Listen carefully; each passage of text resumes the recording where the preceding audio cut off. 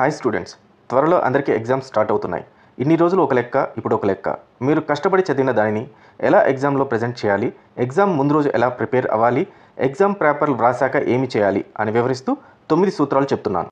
So friends, welcome to Manabadi videos.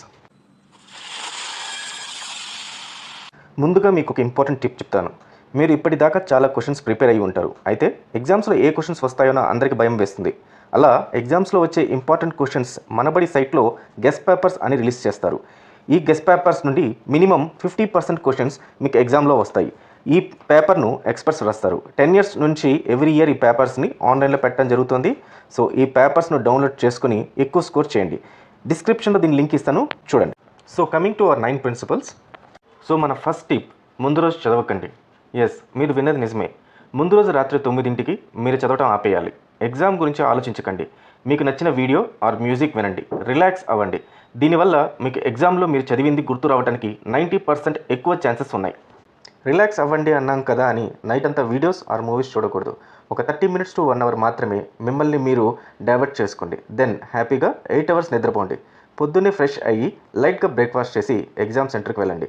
దీనివల్ల మీరు చదివిన ఆన్సర్స్ను ఈజీగా రీకాల్ చేసి 100% ప్రజెంట్ చేయడానికి అవకాశం ఉంటుంది. సో ఇంటర్ మార్క్స్ కూడా పెరుగుతాయి. ఇది నేను చెప్పడం కాదు, reading purpose and working memory capacity అనే రీసెర్చ్ చేసి ఒక థీసిస్ని 2002లో రావడం జరిగింది.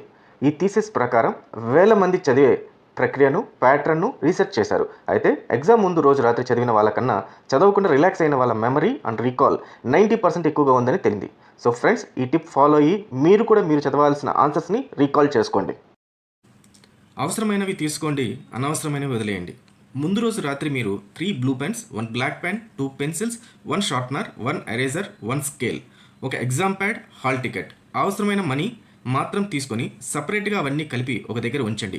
Use ball point pen, rather gel or ink pen. నేను చెప్పిన స్టేషనరీలో అన్ని కొత్తవి కొనండి. పెన్స్ విషయంలో మీరు రెగ్యులర్గా వాడే పెన్ బ్రాండ్ మాత్రమే కొనండి. ముఖ్యంగా ప్యాడ్ పైన ఎటువంటి రాతలు ఉండకూడదు. ఇవి కాకుండా మీ దగ్గర ఏ వస్తువు కూడా ఉండకూడదు. కనీసం చిన్న పేపర్ ముక్క కూడా ఉండకూడదు. క్లియర్గా మీ పాకెట్స్ని చెక్ చేసుకోండి. సో ఇంత ప్రిపేర్గా పోతే మీ కాన్ఫిడెన్స్ లెవెల్స్ చాలా బూస్ట్ అవుతుంది. మీ పైన మీకే నమ్మకం వచ్చేస్తుంది. ఏ క్వశ్చన్ అయినా సరే వ్రాసి పడేస్తా అని ధైర్యంగా వెళ్తారు. ఇన్విజిలేటర్స్ ఆర్ ఫ్యాకల్టీని ఎవరిని చూసినా కూడా భయం వేయదు. ఐఎమ్ క్లియర్ అండ్ క్లియర్ అని ఆ కాన్ఫిడెన్స్ ఉంది చూసారు, అది ఇంకొక లెవెల్. గంట ముందు ఎగ్జామ్ సెంటర్కి వెళ్ళండి. ఇది చాలా ఇంపార్టెంట్. మీకు ఖచ్చితంగా ఎగ్జామ్ సెంటర్ను ఫ్యూ డేస్ బిఫోర్ విజిట్ చేయాలి. బెస్ట్ ట్రాన్స్పోర్ట్ ఫెసిలిటీ ఏదో ప్లాన్ చేసుకోండి. ఎగ్జామ్ సెంటర్స్కు ఎంత స్లోగా వెళ్ళినా కూడా 1.5 hour ముందర ఉండేటట్టు ప్లాన్ చేసుకోండి. ఇన్ కేస్ ట్రావెల్లో ఇబ్బంది వచ్చినా 1 hour ముందే ఎగ్జామ్ సెంటర్కు వెళ్ళిపోతారు. వెళ్ళాక వెంబడే మీ హాల్ ఎక్కడ ఉందో నోటీస్ బోర్డులో పెడతారు, చూసుకోండి. ఇన్ కేస్ మీరు లేట్ అయితే ఆ టెన్షన్ వల్ల ఖచ్చితంగా మీకు బాగా వచ్చిన ఆన్సర్స్ కూడా మర్చిపోతారు. 4th ఇంపార్టెంట్ ప్రిన్సిపల్, ఫ్రెండ్స్తో ఎగ్జామ్ గురించి ఏమీ డిస్కస్ చేయకండి. మీరు చదివిన టాపిక్స్ గురించి చెప్పాల్సిన అవసరం కానీ, వాళ్ళు చదివిన టాపిక్స్ గురించి తెలుసుకోవాల్సిన అవసరం కానీ లేదు. ఇలా సబ్జెక్ట్ గురించి డిస్కస్ చేయడం వల్ల ఏదైనా కొత్త టాపిక్ నేను వింటే మీకు భయం స్టార్ట్ అవుతుంది, ఉన్నది కూడా మర్చిపోతారు. ఇన్ కేస్ ఎవరైనా ఫ్రెండ్స్ టాపిక్స్ గురించి మాట్లాడుతుంటే అక్కడి నుంచి డిప్లొమాటిక్గా మళ్ళీ వస్తా అని చెప్పి వెళ్ళిపోండి. So don't ask or tell anything about subject. ఇప్పుడు నేను చెప్పబోయే ప్రిన్సిపల్ చాలా చాలా ఇంపార్టెంట్, జాగ్రత్తగా వినండి. ఎగ్జామ్ పేపర్ ఎలా వ్రాయాలి. ఎగ్జామ్ పేపర్ అంటే క్వశ్చన్ పేపర్ ఇవ్వగానే ఆన్సర్ స్టార్ట్ చేయకండి. ఆ పేపర్ని తరోగా చదవండి. తర్వాత ఏ సెక్షన్కి ఎంత టైం కేటాయించాలో రఫ్ వర్క్లో వ్రాయండి. నెక్స్ట్ వెరీ షార్ట్ ఆన్సర్స్తో ఆన్సర్ స్టార్ట్ చేయండి. మీకు బాగా వచ్చిన క్వశ్చన్స్ను ముందుగా ఆన్సర్ చేయండి. కంప్లీట్ డీటెయిల్స్తో పూర్తి ఆన్సర్ మిస్టేక్స్ లేకుండా వ్రాయండి. ఇలా ఎగ్జామ్ పేపర్ను గమనిస్తే షార్ట్ ఆన్సర్స్కు సంబంధించిన 1 or 2 ఆన్సర్స్ క్వశ్చన్ పేపర్లోనే ఉంటుంది. సో షార్ట్ ఆన్సర్స్ వ్రాసాక లాంగ్ ఆన్సర్స్ రాయండి. షార్ట్ ఆన్సర్స్ పైన ఎక్కువ టైం స్పెండ్ చేయకండి. సెక్షన్ టైమింగ్స్ మీరు రాసుకున్నారు కాబట్టి ఆ టైమింగ్స్ ఆ సెక్షన్లో కంప్లీట్ చేయాలి. సో వాచ్ని చూస్తూ ఉండండి. ఇన్ కేస్ వాచ్ లేకపోతే ఇన్విజిలేటర్ గారిని టైం అడగండి. మీరు క్వశ్చన్ స్టార్ట్ చేశాక మధ్యలో ఆన్సర్ రాకపోతే 1 or 2 minutes థింక్ చేసి స్పేస్ లీవ్ చేసేసి నెక్స్ట్ క్వశ్చన్కి వెళ్ళండి. ఖచ్చితంగా మీకు ఎగ్జామ్ అయిపోయే లోపల ఆన్సర్ గుర్తు వస్తుంది. ప్రతి ఆన్సర్ తర్వాత 2 to 3 lines స్పేస్ వదలండి. మ్యాథ్స్ అండ్ ఫిజిక్స్ క్వశ్చన్స్కు ఆన్సర్ చేసేటప్పుడు షార్ట్ కట్స్ యూజ్ చేసి only final answer రాయకండి.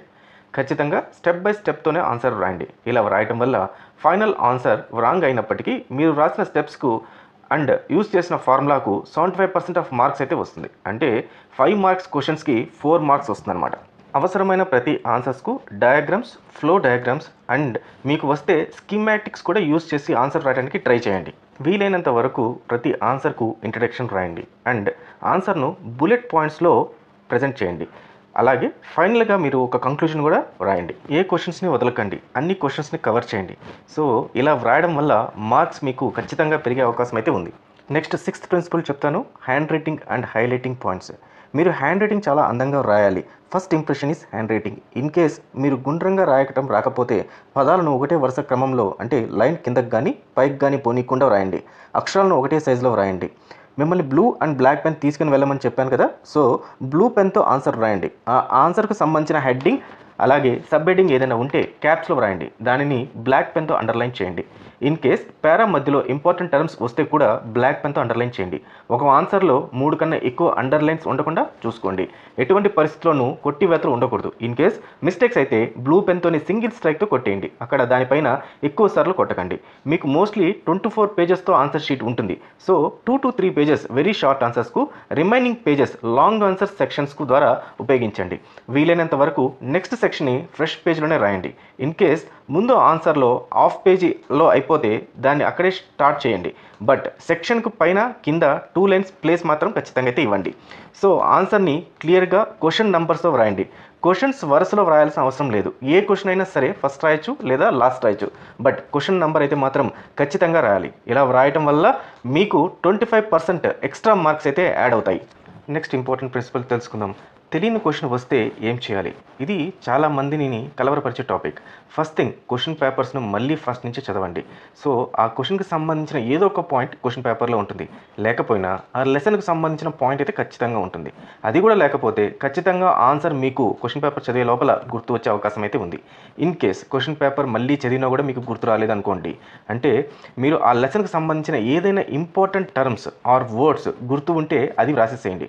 Max 3 to 4 lines క్వశ్చన్కి సంబంధించింది రాయండి తప్ప ఏవంటే అవి రాయకండి. అండ్ అవే వర్డ్స్ అంటే ఇందాక ఇంపార్టెంట్ పాయింట్స్ చెప్పాను కదా, ఆ important points or words use చేస్తూ పారా మాత్రం ఖచ్చితంగా రాయకండి.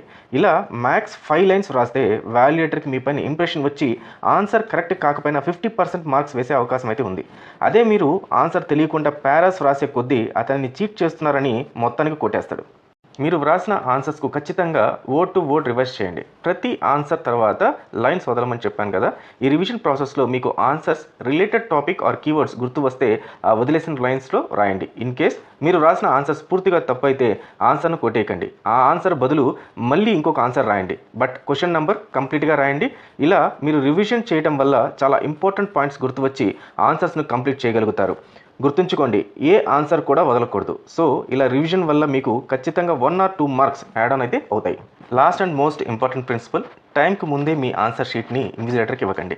ఎగ్జామ్స్కి వెళ్ళినప్పటి నుండి టైం చాలా ఇంపార్టెంట్. ఎటువంటి పరిస్థితుల్లో కూడా టైం వేస్ట్ చేయకూడదు. మీకు ఆన్సర్ వచ్చినా రాకపోయినా పక్క వాళ్ళు ఏమి చేస్తున్నారని చూడటం కానీ రూమ్ అంతా చూడటం కానీ చేయకూడదు. తలదించుకొని మీ ఆన్సర్స్ మీరు రాయాలి. ఇన్ కేస్ మీ ఫ్రెండ్స్ పిలిచినా కూడా పలకకూడదు. కావాలంటే బయటికి వచ్చాక ఒకసారి అయితే చెప్పేసేయండి. మోస్ట్ ఇంపార్టెంట్ థింగ్, టైం అయిపోయిన వెంటనే ఇన్విజిలేటర్కి ఆన్సర్స్ షీట్ అడుగుతాడు. అప్పటిదాకా షీట్స్ ఇవ్వకండి. మీ దగ్గర ఉంచుకొని రివిజన్ని మళ్ళీ రిపీట్ చేస్తూ ఉండండి. నెక్స్ట్ ఇంకొక ఇంపార్టెంట్ థింగ్, లాస్ట్లో మీకు టైం లేదు. ఇన్ కేస్ లాస్ట్లో 2 క్వశ్చన్స్ మిగిలి ఉన్నప్పుడు ఒకటే ఆన్సర్ రాసే టైం ఉందనుకోండి, అలాంటప్పుడు రెండింటిని ఆన్సర్ చేయడానికి ట్రై చేయండి. ఇంపార్టెంట్ పాయింట్స్తో సగం ఆన్సర్ రాసినా పర్వాలేదు, కానీ 2 క్వశ్చన్స్ మాత్రం ఖచ్చితంగా ఆన్సర్ చేయండి. సో ఫుల్ మార్క్స్ వచ్చే అవకాశం ఉంది. అలాగే ఎగ్జామ్ కంప్లీట్ అయ్యాక ఫ్రెండ్స్తో రాసిన ఎగ్జామ్ గురించి డిస్కస్ చేయకండి. దీనివల్ల ఖచ్చితంగా టెన్షన్ వస్తుంది. ఆ టెన్షన్తో నెక్స్ట్ పేపర్ ప్రిపరేషన్ పైన చాలా ఇంపాక్ట్ పడుతుంది. సో మీరు 100% బాగా వ్రాసారు అనే కాన్ఫిడెన్స్తో సెంటర్ నుంచి ఇంటికి వెళ్ళండి. సో ఫ్రెండ్స్, మన ఈ 9 ప్రిన్సిపల్స్ని ఒకసారి మళ్ళీ రివైజ్ చేసుకుందాం. ముందు రోజు చదవకండి. అనవసరమైన వస్తువులను ఎగ్జామ్ సెంటర్కి తీసుకెళ్ళకండి. ఎగ్జామ్ సెంటర్కు గంట ముందరే వెళ్ళండి. పరీక్షా కేంద్రంలో మీ ఫ్రెండ్స్తో టాపిక్స్ని చర్చ చేయకుండా ఉండండి. ముందుగా షార్ట్ ఆన్సర్స్ రాయండి. నీట్గా చక్కగా రాయకపోయినా పర్వాలేదు, కానీ క్రమంలో రాయండి. కొట్టివేతలైతే మానేయండి. తెలియని ప్రశ్నలు వస్తే లెసన్కి సంబంధించిన ఏదైనా ముఖ్యమైన అంశాలు అయితే రాయండి. ఖచ్చితంగా ఆన్సర్ పేపర్ని అయితే లాస్ట్లో రివైజ్ చేయండి. టైంకి ముందే ఇన్విజిలేటర్కి అయితే మాత్రం మీ ఆన్సర్ షీట్ ఇవ్వకండి. సో ఫ్రెండ్స్, ఈ వీడియో మీకు నచ్చింది అనుకుంటున్నాను. అయితే వెంటనే లైక్ చేయండి, షేర్ చేయండి అండ్ కామెంట్ కూడా పెట్టండి. మాకు చాలా ఎంకరేజింగ్గా ఉంటుంది. ఇన్ కేస్ నచ్చకపోయినా సరే కామెంట్ అయితే పెట్టండి. Thank you.